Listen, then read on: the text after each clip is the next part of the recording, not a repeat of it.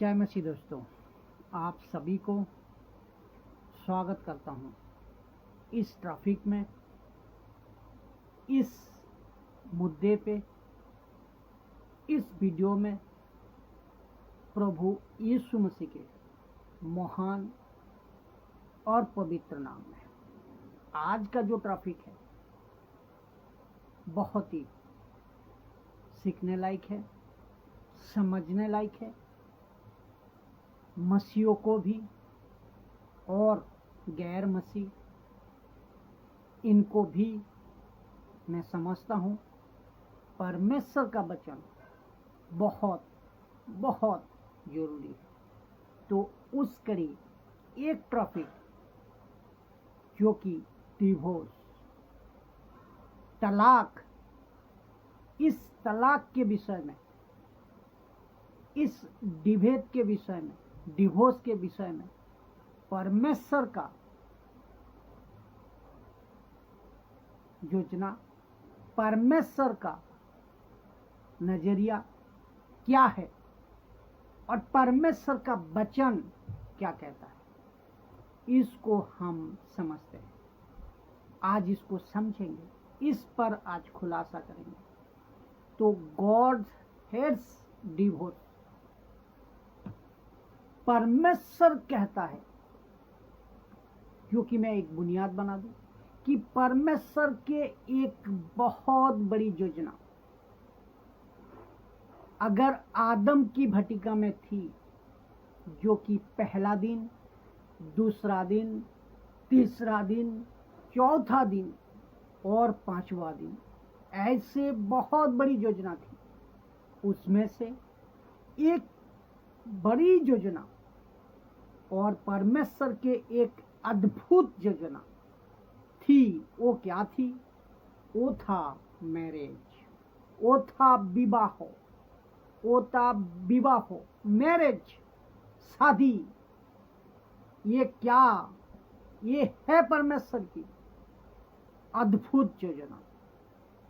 और मैं वापस कहता हूं कि एक कलीसिया और यीशु, जो कि इफिसियों का किताब 5 अध्याय में कहता है, पौलुस कहता है, ये तो बड़ा भेद है, ये तो बड़ा रहस्य है।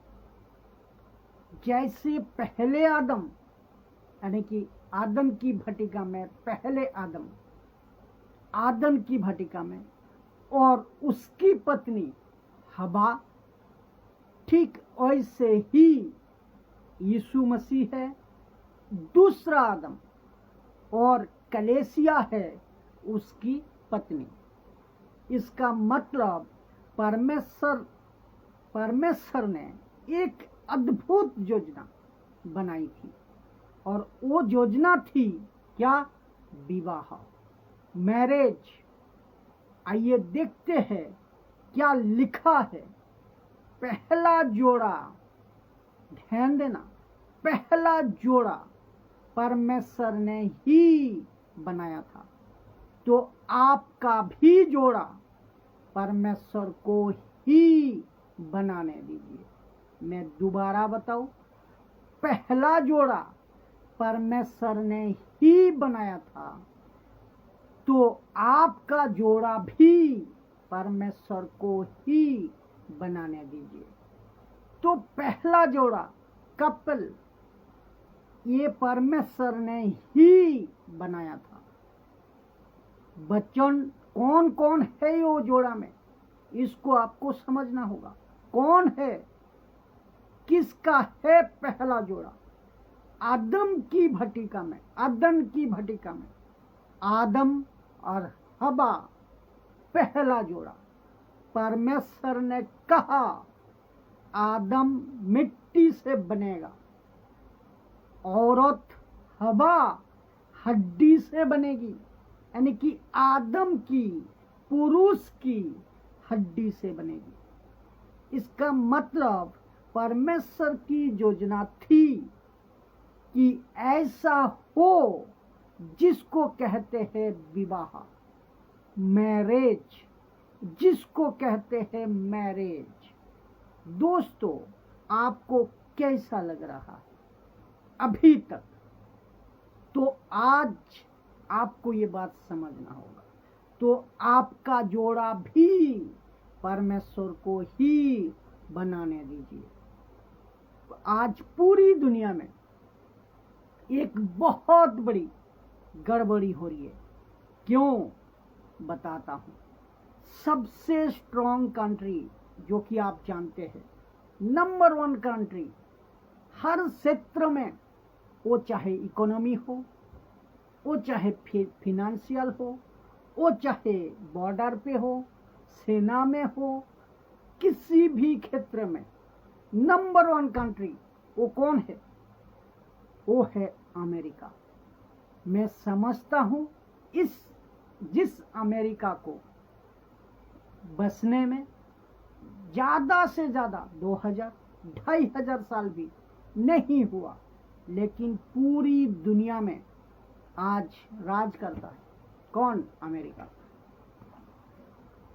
लेकिन आपको पता है अमेरिका का फाउंडेशन 90% हिला हुआ है। कौन सा क्षेत्र में?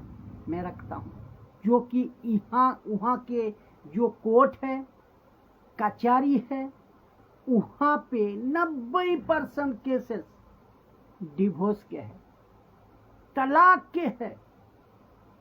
इस क्षेत्र में बिल्कुल फाउंडेशन हिला हुआ है। और ऐसा मैं न्यूज में भी, देखो आप सर्च करो आप, हर 3 मिनट में एक डिवोर्स होता है। कहाँ? अमेरिका। अमेरिका में हर 3 मिनट में एक डिवोर्स होता है। और आपको पता है वहां के जो बच्चे हैं ज्यादातर हॉस्टल में पढ़ते हैं, ज्यादातर कहाँ रहते हैं? दोस्तों के साथ में। और आपको अक्सर मिलेगा बॉलीवुड मूवीज में, आप देखते हो, चेक करते हो, आपको बच्चे मिलेगा अलग कमरा में, माता पिता अलग कमरा में मिलेगा। 90%। और आज वो जो 90% जो वहां चलता है, उस शब्द को भी मैं कंट्रोल कर को बोल रहा हूं कि 90% वहां पे जो चलता है कि मैरिज कम लिविंग रिलेशनशिप ज्यादा चलता है, जो कि शादी नहीं करते। और आजकल तो गजब की बात है, पुरुष और स्त्री शादी करे, ये परमेश्वर का नियम है, ये परमेश्वर का सिस्टम है। ये था परमेश्वर का सिस्टम कि ईव एंड आदम की शादी होना चाहिए, ईव एंड आदम की शादी होना चाहिए, ये सिस्टम है। लेकिन ईव एंड स्टीव की नहीं होना चाहिए। स्टीव का मतलब पुरुष जिसने एप्पल आईफोन को बनाया है। पुरुष और पुरुष नहीं होना चाहिए शादी, स्त्री और स्त्री नहीं होना चाहिए शादी। पुरुष और स्त्री शादी करना है। लेकिन अमेरिका जैसा कंट्री में इस क्षेत्र में गड़बड़ी करको रखा है, पूरी तरह से फाउंडेशन हिला हुआ है। आप अभी सोचिए, जिस कंट्री को दुनिया का नंबर 1 कंट्री कहता है, वहां हर 3 मिनट में एक तलाक होते हैं, एक डिवोर्स होता है। तो आप सोच को देखिए, क्या परिस्थिति है, क्या सिचुएशन है, क्या गड़बड़ी है। और ऐसी परिस्थिति अफ्रीका, अमेरिका, कनाडा, अपना एशियन कंट्री में, जिसमें भारत भी आता है। तो आप सोच को देखें, तो परमेश्वर ने जो जोड़ा बनाया, जो परमेश्वर की योजना में है, वो जोड़ा टिकता है। लेकिन जो मनुष्य योजना बनाता है, वो नहीं टिकता है, वो नहीं टिकता है। तो आपके सामने मैं कुछ रखना चाहता हूं। आज पूरी दुनिया में बहुत गड़बड़ी हो रही है। जो कि मैं सुनिए वचन को भी रखूंगा। मलाकी 2 अध्याय 13 से लेकर 16 तक सुनिए क्या लिखा है। परमेश्वर यहाँ बात कर रहा है, बहुत ध्यान से सुनिए। वचन 13 लिखा है, फिर तुमने ये दूसरा काम किया है कि तुमने यहोवा की वेदी को रोने वालों और आहे भरने वालों के आंसुओं से भिगो दिया। किसने वेदी को भिगो दिया? इस उनकी पत्नियों ने। किसकी? जिनके पुरुष या उसका हस्बैंड या स्वामी टर्चार करते थे या अत्याचार करते थे। यहाँ तक कि वहाँ मतलब परमेश्वर तुम्हारी भेंट की ओर दृष्टि तक नहीं करता और ना प्रसन्न होकर उसको तुम्हारे हाथ से ग्रहण करता। यहाँ बात हो रही है परमेश्वर की, ऐसे लोगों की जिनकी पत्नियां वेदी के ऊपर आती है, आंसू बहाती है। फिर अगला वचन सुनिए क्या कहता है। तुम पूछते हो, परमेश्वर बात कर रहा है कि तुम पूछते हो ऐसा क्यों? इसीलिए क्योंकि यहोवा तेरे और तेरी उस जवानी की संगनी, अब बात हो रही है पत्नी की, उस जवानी की संगनी और ब्याह हुई स्त्री के बीच साक्षी हुआ था, जिसका तूने बस विश्वासघात किया। जिसका तूने विश्वासघात किया, विश्वासघात किया है, जिसका तूने विश्वासघात किया है। तो जब परमेश्वर आदम और हवा का शादी करवा रहा था, तो आप पूछोगे इसका जो शादी हुआ था, शादी कौन करवा रहा था? पादरी या पास्टर या दूसरा कोई या तीसरा कोई? तीसरा कोई नहीं, बल्कि परमेश्वर खुद किया था। सुनिए बताता हूँ, लिखा है, साफ साफ लिखा है कि परमेश्वर ने ही साक्षी हुआ था, जो वचन अभी पढ़वाया। तो इसका मतलब है जिसका भी शादी हुई थी, आपके शादी कहाँ हुई मुझे नहीं पता, आप किस तरीके से शादी किए मुझे नहीं पता, कौन सा पास्टर था, कौन सा पादरी था, मुझे नहीं पता। लेकिन परमेश्वर कहता है, मैं था बीच में, मैं था साक्षी, जहां ब्याह हुई थी, ब्याह हुई स्त्री के बीच में साक्षी हुआ था, जिसको तूने विश्वासघात किया, जिसको तूने विश्वासघात किया। इसका मतलब है पुरुष ने स्त्री को त्याग दिया, या स्त्री ने, ये भी कहूंगा, स्त्री ने पुरुष को त्याग दिया। दोनों की बात हो रही है यहाँ। तो यहाँ पे विश्वासघात की दोनों की बात हो रही है। फिर सुनिए, लिखा है कि क्या उसने एक ही को नहीं बनाया? क्या उसने एक ही को नहीं बनाया? एक ही को नहीं बनाया मतलब वाइफ एंड हस्बैंड की बात यहाँ हो रही है। क्या उसने एक ही को नहीं बनाया? जबकि और आत्माएं, मतलब तो और था, जबकि और था, और आत्माएं, जबकि और आत्माएं, इसका मतलब और भी पुरुष और भी स्त्री उसके पास में थे आपके लिए, लेकिन उसने एक ही बनाया, उसने एक ही बनाया। फिर और एक ही को क्यों बनाया, ये प्रश्न उठता है। इसीलिए कि वहाँ परमेश्वर के योग्य संतान चाहता है, वहाँ परमेश्वर के योग्य संतान चाहता है। इसीलिए तुम अपनी आत्मा के विषय में चौकस रहो। इसीलिए तुम अपनी आत्माओं के विषय में चौकस रहो और तुम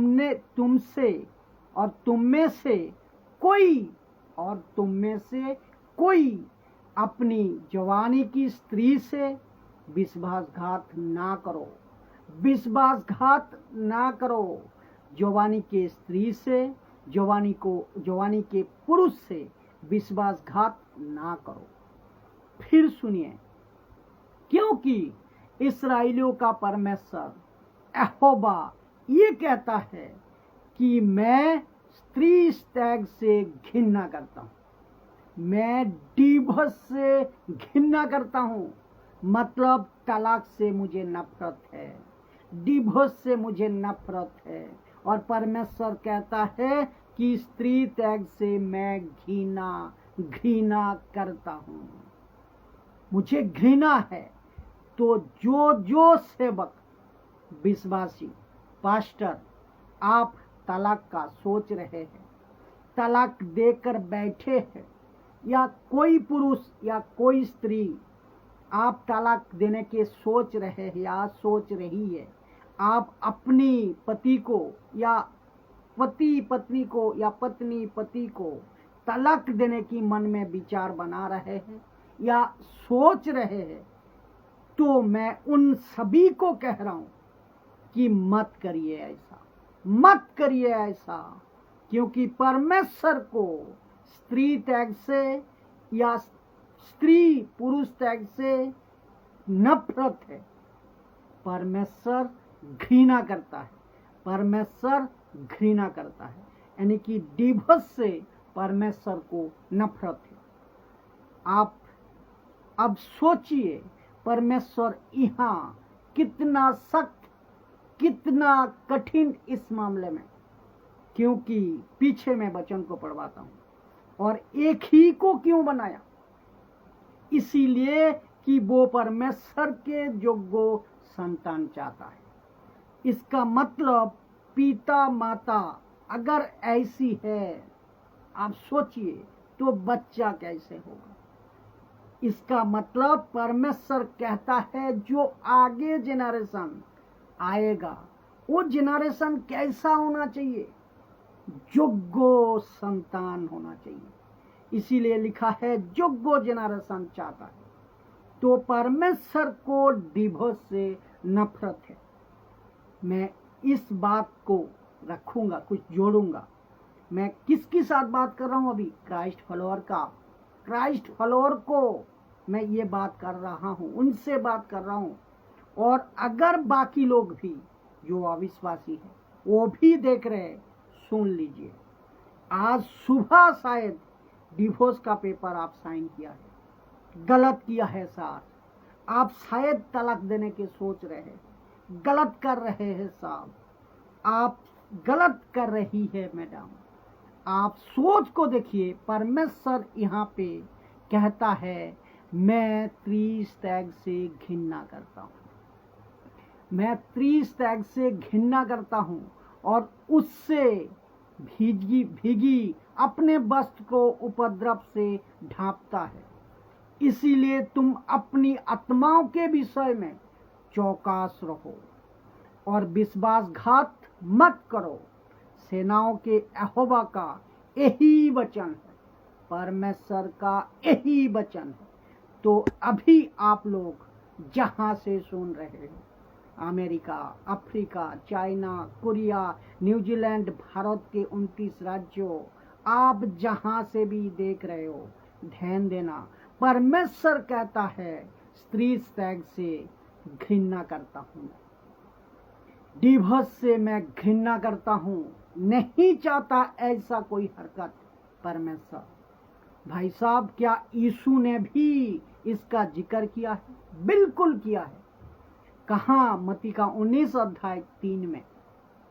तब शास्त्री फरीसियों उसकी परीक्षा करने के लिए, किसकी? यीशु की परीक्षा करने के लिए किसकी? यीशु की पास आकर कहा, यीशु के पास आकर कहने लगे, क्या हर एक कारण से पत्नी को त्याग देना चाहिए या किसी भी कारण से पत्नी को त्याग देना चाहिए?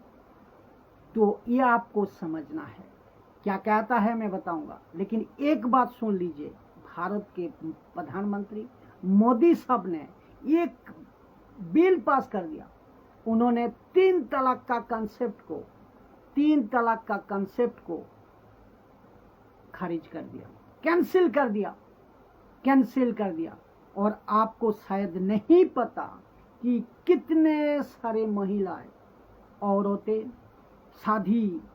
शादीशुदा को शादीशुदा ने इतने धन्यवाद दे रहे होंगे किसको, मोदी साहब को, कि ये जो बिल पास किया है इसमें एक बहुत बड़ा मुसीबत से वो बच गए। आप सोच को देखिए, शास्त्री फरीसी यीशु के पास आते हैं और कहते हैं क्या किसी भी कारण से तलाक देना है? यीशु जवाब देता है, मत्ती 19:4 में उन्होंने उत्तर दिया, यानी कि यीशु ने उत्तर दिया, क्या तुमने नहीं पढ़ा? क्या कहाँ लेकर गया यीशु उनको? क्या तुमने नहीं पढ़ा? यीशु सीधा आदम और हवा के पास लेकर गया। कहता है क्या तुमने नहीं पढ़ा कि जिसने उन्हें बनाया, मत्ती 19:4, उसने आरंभ से नर और नारी बनाकर कहा, मत्ती 19:5-6, कि इस कारण मनुष्य अपने माता पिता से अलग होकर अपनी पत्नी के साथ रहेगा और वे दोनों एक तन होंगे। यहाँ शादी हो चुकी है, ठीक है, सो वे अब दो नहीं परंतु एक तन है। इसीलिए जिसे परमेश्वर ने जोड़ा है वो मनुष्य अलग ना करे। इसीलिए जिसे परमेश्वर ने जोड़ा है वो मनुष्य अलग ना करे।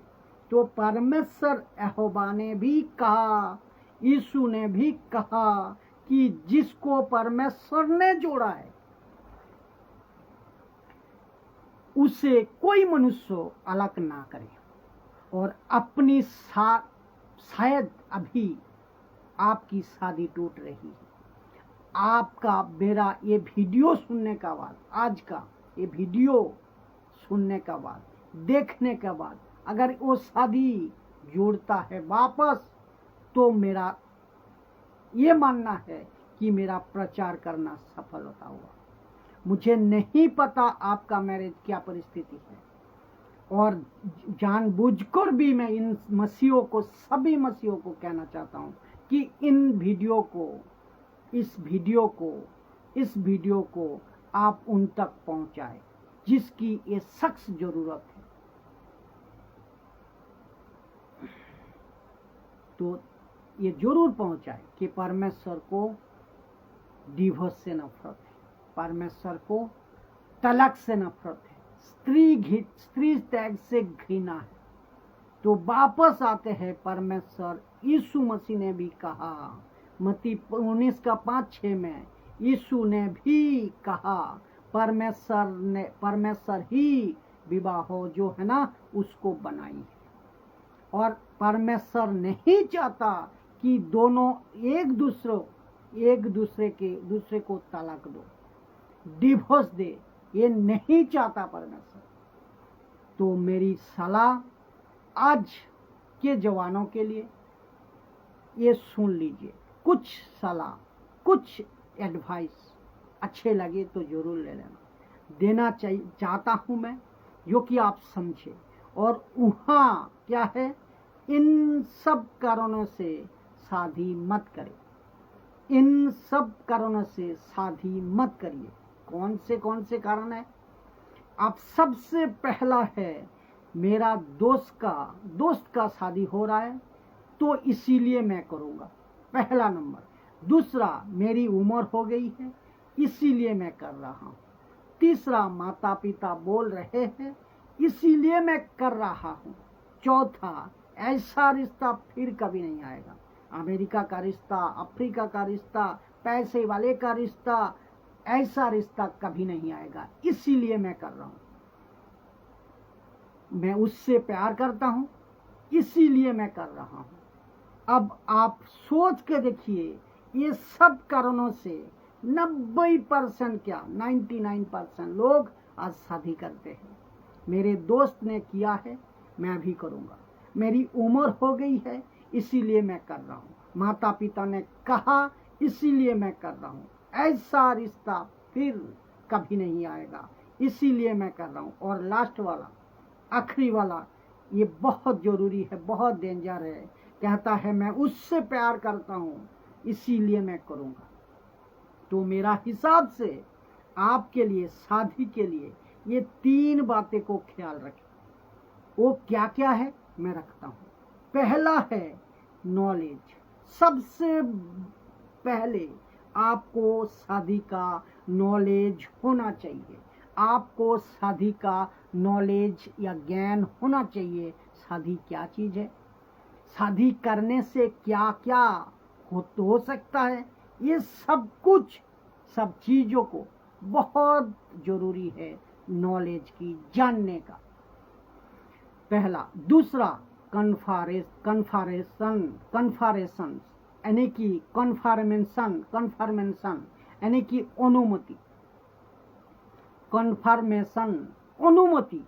अनुमति कहाँ से? परमेश्वर से। परमेश्वर से अनुमति दूसरा पॉइंट है। तो परमेश्वर से अनुमति। वाकई ये लड़का या लड़की जीवन साथी चुनने का या होने का नॉलेज है या नहीं इनको, ये सबसे बड़ा जरूरी है। ये जानना बहुत जरूरी है। आपको नहीं, शायद नहीं पता, भारत के अंदर आज भी 12, 15, 14, 15 साल के लड़कियां अभी भी आदिवासियों में या बिछड़ी जातियों में अभी भी शादी हो रही है। और कितने ऐसे आप सुने होंगे, देखे होंगे कि मेरी शादी बचपन में हो गई। कहते हैं मेरी शादी बचपन में हो गई, या मेरी शादी छोटी उम्र में हो गई है, या मेरी शादी मेरा मर्जी के बिना कराई है, पिता माता ने करवा दी है, या मेरी शादी बिना मर्जी के हो गई है, मुझे शादी के बारे में नॉलेज तक नहीं था और मेरी माँ बाप ने शादी करा दी। और आज पत्नी अलग, पति अलग, बच्चे अलग। तो अब सोच को देखिए। सबसे पहले आज के जमाने से ये मैं सलाह देना चाहता हूँ कि इस 3 कारणों से शादी मत करना जो मैंने अभी बताया। तो आप जो जवान है, जो अभी तक शादी नहीं किए हैं, वो 3 बातें को याद रखें। सबसे पहला नॉलेज होना चाहिए, शादी क्या चीज है। ये कहावत है ना बाहर में, जो कि यहाँ फिट बैठेगा। गरम गरम भजिया खाने से मुंह जल जाएगा, भजिया को ठंडा होने दो फिर जाकर खाइएगा। तो वहाँ पे आपको शादी का, इसका मतलब यहाँ पे आपको शादी का नॉलेज है ही नहीं, और आप ढिंडोरा पीट रहे हो कि आज मेरी शादी है, आज में शादी होने वाली है। तो आपको शादी का ये भी तक पता नहीं। फिर से कहता हूँ, बिना नॉलेज के शादी नहीं करना। दूसरा, कन्फर्मेशन, अनुमति। जब तक परमेश्वर नहीं देता तब तक शादी नहीं करना। इसमें कुछ विषय में और जोड़ता हूँ, इस विषय को कुछ जोड़ता हूँ। देखिए, सुनिए। कुछ लोग कहते हैं कि सर मैं विश्वासी हूँ, और क्या मैं अविश्वासी के घर में लड़कियों की शादी कर को ला सकता हूँ? लड़की को शादी कर को ला सकता हूँ, वो भी अविश्वासी को घर से?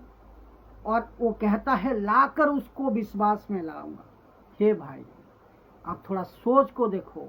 आप जिससे शादी कर रहे हो उसके पिताजी वो अविश्वासी है। आत्मिक तौर पे देखो तो शैतान के है। शैतान उसका ससुर, यानी कि उसका ससुर हो जाएगा। लड़की कहती है मैं ऐसे लड़कों से शादी करूंगा, तो तेरा ससुर फिर शैतान हुआ ना। और बहू, वो तू बहू जो बनी है ना वो शैतान की। ये आपको समझना होगा। ये सब आत्मिक बातें हैं। आप सोच सोच सोच को देखो। इसका मतलब मैं आत्मिक बात कर रहा हूँ। लड़की का आत्मिक पिता भी परमेश्वर से होना चाहिए और लड़के का आत्मिक पिता भी परमेश्वर से होना चाहिए। इसका मतलब दोनों प्रभु में होना चाहिए। ठीक है, अगर सेवक है, मिनिस्ट्री चलाता है, तो ऐसे लड़कियों से शादी करो जो मिनिस्ट्री में है, नहीं तो सब गड़बड़ हो जाएगा। लड़की तुम्हें शादी के बाद तुम्हें मिनिस्ट्री करने नहीं देगी और लड़का तुम्हें शादी के बाद में मिनिस्ट्री करने नहीं देगा। इसीलिए नॉलेज होना बहुत जरूरी है। बहुत संभाल कर कदम को रखना है। पहला नंबर नॉलेज, दूसरा कन्फर्मेशन, अनुमति परमेश्वर की, तीसरा गवर्नमेंट प्रोसेस। मतलब क्या है, आपको ये पूरी जिंदगी वो रिश्ता को लेकर चलना है। प्रोसेस से आपको बने रहना है। बर्तन थोड़ी है, आपने आज खरीदा कल बेच दी। आप सब्जी थोड़ी है, आज लाए थोड़ी देर बाद बदल दी। टीवी थोड़ी है कि आपने खरीदा और साइज नहीं जमा और साउंड सही नहीं आया तो आपने एक्सचेंज कर दी।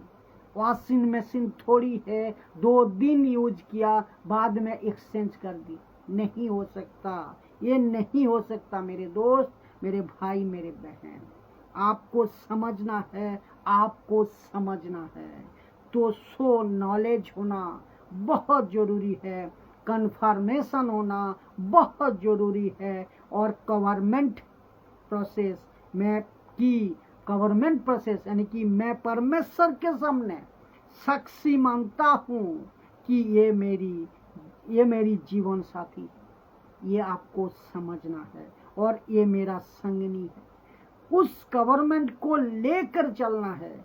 अगर इस गवर्नमेंट को लेकर चलने की ताकत है तो शादी करो, नहीं तो चुपचाप रहो, खुद को फिर तैयार करो।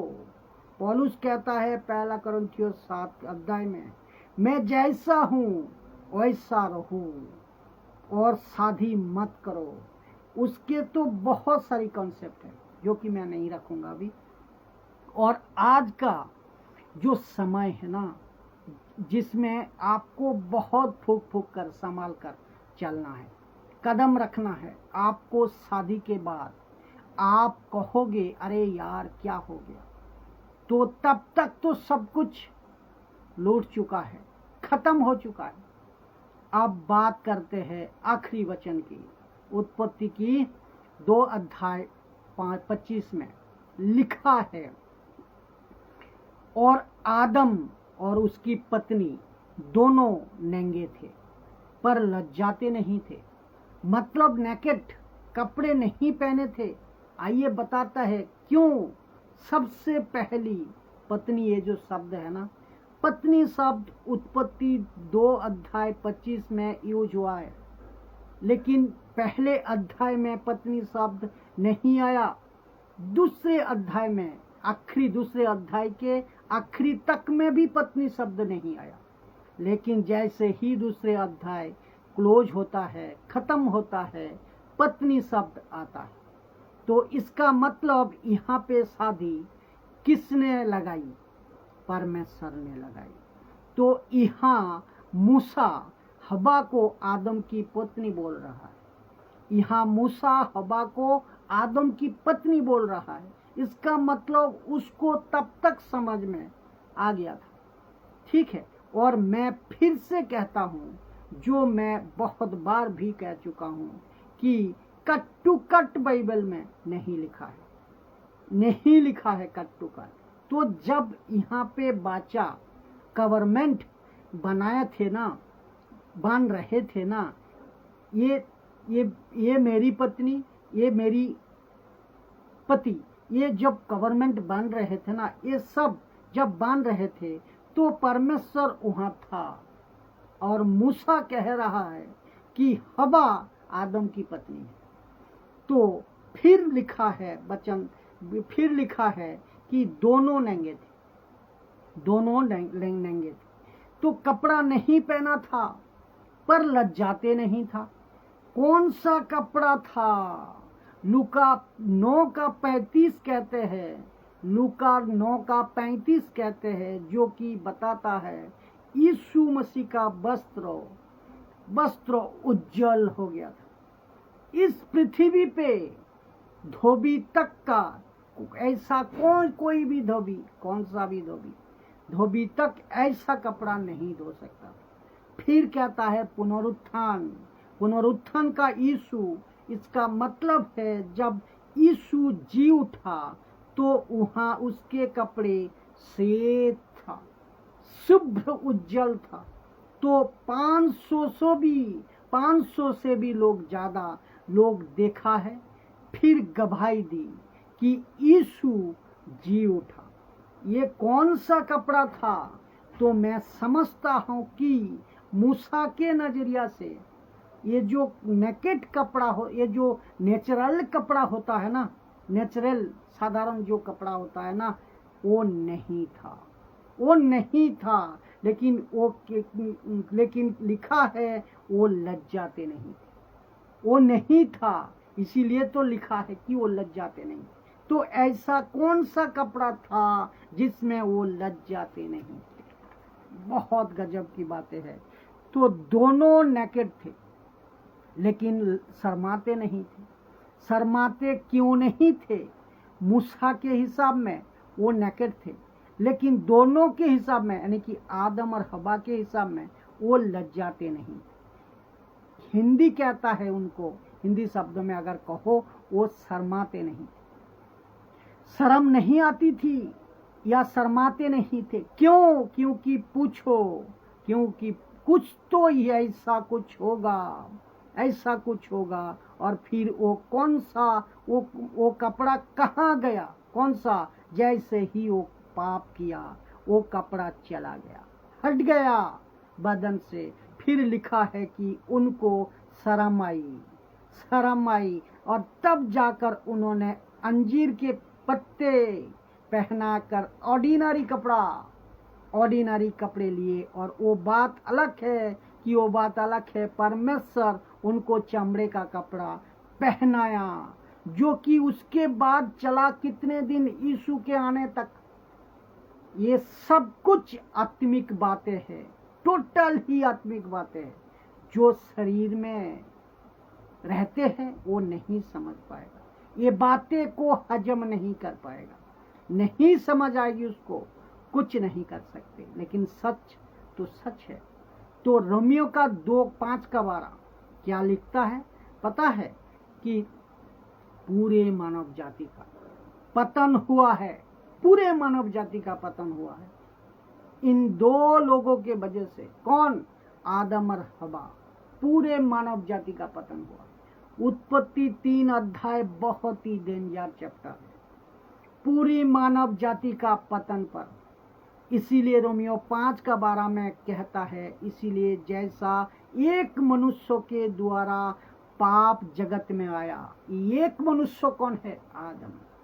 और पाप के द्वारा मृत्यु आई, और इस रीति से मृत्यु सब मनुष्यों में फैल गया, इसीलिए कि सब ने पाप किया। ये एक मनुष्य कौन है? ये जिसकी जिक्र, जिसकी नाम आदम है, जिसका नाम आदम है। ये आदमी जिसका नाम आदम है। तो आशा करता हूं इस वीडियो को आप समझे होंगे, इस बातें को समझे होंगे। जहां तक हो सके आप लोग शेयर करें, ताकि सत्य को लोग जाने, सच्चाई को लोग समझे, प्रभु के राज्य में आगे बढ़े, मजबूती का साथ परमेश्वर का वचन को बेखूबी समझे, ताकि लोग नाश होने से बचे, हर क्षेत्र में एडुकेटेड होने पाए। मसीह लोग, आप सभी से मैं रिक्वेस्ट करता हूं कि जहां तक हो सके वीडियो को जरूर शेयर करें। जय मसीह दोस्तों।